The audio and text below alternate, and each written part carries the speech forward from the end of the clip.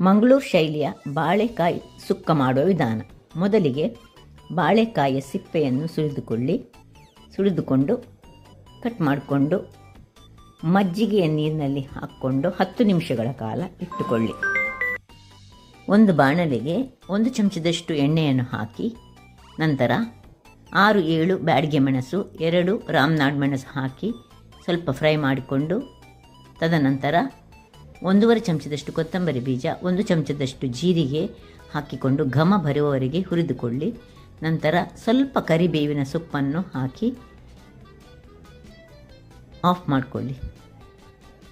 Of ಮಾಡಿಕೊಂಡ ಬಳಿಕ ಇದಕ್ಕೆ 2-3 ಬೆಳ್ಳುಳ್ಳಿ ಎಸಳುಗಳು, 1 ನೆಲ್ಲಿಕಾಯಿ ಗಾತ್ರದ ಹುಳಿ ಹಾಗೂ ಸ್ವಲ್ಪ ನೀರುಳ್ಳಿಯನ್ನು ಹಾಕ್ಕೊಂಡು ತಣ್ಣಗಾಗಲು ಬಿಡಿ.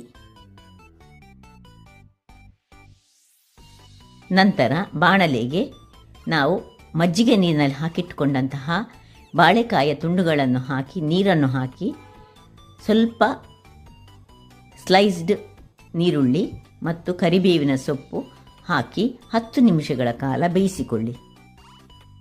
ಹುರಿದಿಟ್ಟ ಎಲ್ಲ ಮಸಾಲೆ ಪದಾರ್ಥಗಳನ್ನು ಒಂದು ಮಿಕ್ಸಿಗೆ ಹಾಕಿ ಸ್ವಲ್ಪ ನೀರನ್ನು ಹಾಕಿ ಇದನ್ನು ಒಳ್ಳೆ ಫೈನಾದ ಪೇಸ್ಟ್ ಆಗಿ ಮಾಡಿಕೊಳ್ಳಿ. ಮಸಾಲೆ ಈಗ ರೆಡಿಯಾಗಿದೆ. ಇದನ್ನು ಒಂದು ಪಾತ್ರೆಗೆ ಶಿಫ್ಟ್ ಮಾಡಿಕೊಂಡು ಅದೇ ಮಿಕ್ಸಿಯಲ್ಲಿ ತೆಂಗಿನ ತುರಿ, pinch of jeera, pinch of ಬಡೆ ಸೊಪ್ಪು ಹಾಕಿ ಒಂದು ಗ್ರೈಂಡ್ ಮಾಡಿಕೊಳ್ಳೋಣ. ಗ್ರೈಂಡ್ ಮಾಡುವಾಗ ಒಂದು ಗುಡ್ದಿಟ್ಟ ಬೆಳ್ಳುಳ್ಳಿಯನ್ನು ಸೇರಿಸಿಕೊಳ್ಳೋಣ.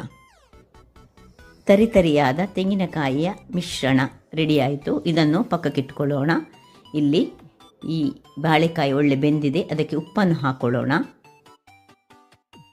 ಉಪ್ಪನ್ನು ಹಾಕಿ ಒಮ್ಮೆ ಚೆನ್ನಾಗಿ ಕೈ ಆಡಿಸಿಕೊಂಡು ನಂತರ ನಾವು ಏನು ಮಿಶ್ರಣ ಮಾಡಿಕೊಂಡಿದ್ದೇವೆ ಈ ಮಸಾಲೆ ಮಿಶ್ರಣ ಅವುಗಳನ್ನು ಇದಕ್ಕೆ ಶಿಫ್ಟ್ ಮಾಡಿಕೊಳ್ಳೋಣ.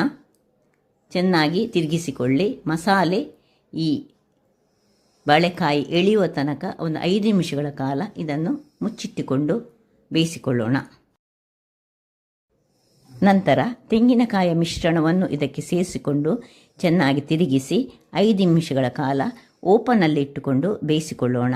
ನಮ್ಮ ರುಚಿಯಾದ ಮಂಗಳೂರು ಶೈಲಿಯ ಬಾಳೆಕಾಯಿಯ ಪಲ್ಯ ರೆಡಿಯಾಗ್ತಾ ಬಂತು. ಇದಕ್ಕೊಂದು ಒಳ್ಳೆಯ ಒಗ್ಗರಣೆಯನ್ನು ಕೊಡಲು ಒಗ್ಗರಣೆಗೆ ಎಣ್ಣೆ, ಸಾಸಿವೆ, ಗುದ್ದಿಟ್ಟ ಬೆಳ್ಳುಳ್ಳಿ ಹಾಗೂ ಕರಿ ಲೀವ್ಸನ್ನು ಹಾಕಿ ಸಾಸಿವೆ ಚಟಪಟ ಎಂದಾಗ ಅದನ್ನು ಇದಕ್ಕೆ ತಿರುಗಿಸಿ ಹಾಕಿ